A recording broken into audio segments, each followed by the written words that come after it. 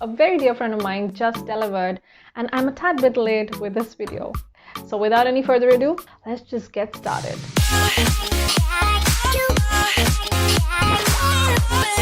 Assalamualaikum, this is me Hannah and you're watching me on Hanalogs. Now please note that this list is relative to me and whatever I might have used might not be really suitable to you as a mommy, because as all babies, even all mummies are different. But I do want to make sure that when you go out to purchase, you buy the right items. So the first thing I want to mention is the clothes. The best clothes to really invest in are the onesies and the footed rompers and these kind of clothes, which are really light, cotton and breezy.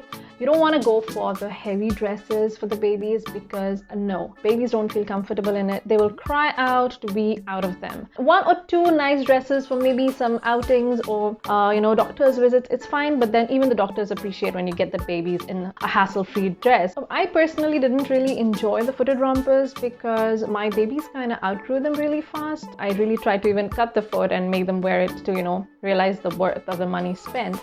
But yeah, that wasn't really aesthetically appealing as well, so I had to drop the idea altogether. So from that time onwards, I decided to take more clothes which don't have the footed enclosure in them. I personally prefer the non-footed ones.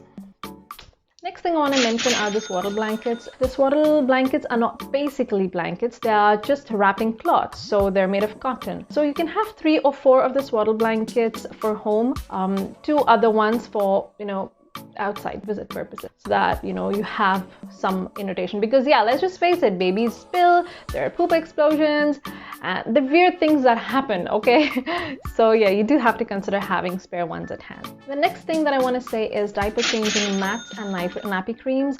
Not everybody is comfortable changing baby diapers on a diaper changing stand, because I personally was handed down one diaper changing stand by my sister, and she really loved using it, and me, being a different person from her, really did not enjoy using it because it was like there in the side of my room, and I wouldn't really go and take the baby every time I wanted to change the diaper in that corner of the room. What I did was I always kept a basket ready. I would have everything in it: the changing sheet, the diapers, and a spare dress, wipes, even nappy rash cream. So I wouldn't really have to get up from my place, and I would just change the diaper right where I was sitting, maybe on the couch or the sofa anyway. Now my next is the baby sleeping bag. So this one is really great for even travel. They sleep very comfortably in it even when they're outside. And also when you have visitors, you can easily put the baby in the sleeping bag and hand the baby over to them if they want to see it and hold it, and without having to touch the baby. So yeah, that is one thing that is really nice. I really enjoyed it. Both my babies actually enjoyed being in it, and they slept well in it too. This is really comfortable as the babies really can be even fed in it. They feel really secure and snug. Even you feel comfortable,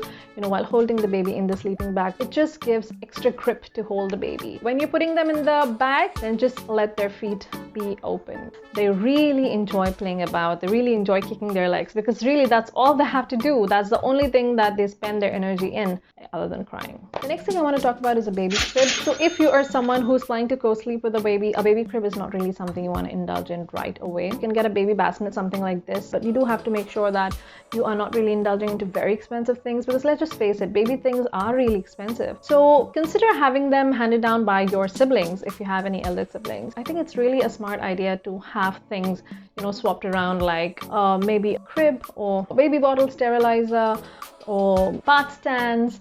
Yeah, these are the kind of things that you can actually swap and reuse. Even though we did indulge in a crib, I would co-sleep with her, and the moments I didn't want to miss out on. The next thing I want to mention is hand sanitizers, because considering the pandemic that we are facing, a hand sanitizer is a must. It should be there in possibly every accessible place to you. I literally had vials of sanitizers in different places. So this really helped me in ensuring that my hands were nice, clean to touch my baby.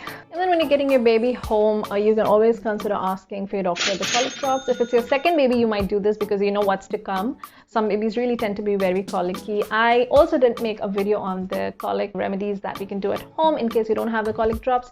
I will post it right here for you to see. It doesn't mean that you start giving it to them every time they start crying. What I mean to say is, you just know it when the baby gets colicky, or when the baby is like really tight in the stomach. You know that there's a bloating, and easing it out is a good way to soothe them. So yeah, have some colic drops at hand beforehand. And then there's some teeny tiny things like a nasal aspirator, a nasal spray, some nail clippers. Yeah, these are some teeny tiny things that you might, yeah, massage oil, baby massage oil. These are kind of things that, you know, you will need every day. Their like nails are so tiny and they're so freaking sharp. They need to be clipped. You should have these things on hand because it saves you the extra running around later. But I must also tell you that I have made a video on newborn baby care tips, so you should check it out if you're a first-time parent here. The next thing I want to tell you is the baby bath seat. Yes, the baby bath seat. I have tried bath stands. I have tried bathing the baby on my lap, bathing the baby in my arms. I can tell you for sure that the baby bath seat by far is the best thing to bathe a baby on. Yes, the baby bath seat is like the one which is like this one. It's made of net. The babies sit comfortably in it while you easily give them a nice wash, and they really enjoy it because they're not being held from anywhere. They're comfortably lying on their backs. It's very nice. When you're washing their head, the water should not go in their eyes, nose or mouth and the ears. So whenever you're giving a head bath to the baby, make sure you're tilting the baby forward and you're putting your hand something like this, and then you're like putting water on the baby so that this area is absolutely protected. The final item I want to mention in my list is a baby stroller. Now, a stroller is not totally a must-have. It can totally wait for a month.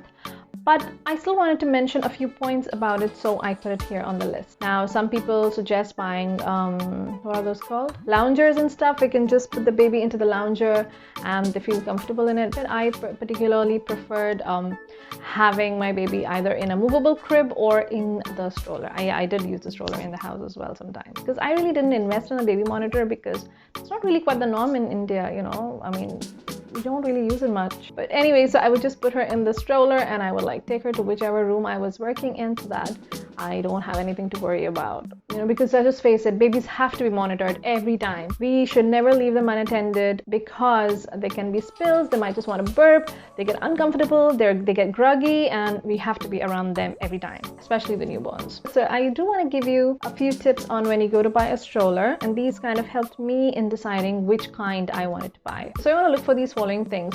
A stroller should not be really heavy because we're going to do a lot of lifting with it. We have to put it in the trunk, bring it out of the trunk of the car. It should be easy to maneuver. I mean, the wheels should be very nice and, you know, easily maneuverable. You really want to see that the folding and the unfolding part is easy. Sometimes these things are freaking complicated and I hate it. I want the things to be easy to fold and unfold. I'm really intimidated by these huge transforming objects. And then the other thing you want to see is that the seats are deep reclining seats, because sometimes they're only like, you know, they don't really recline all the way back.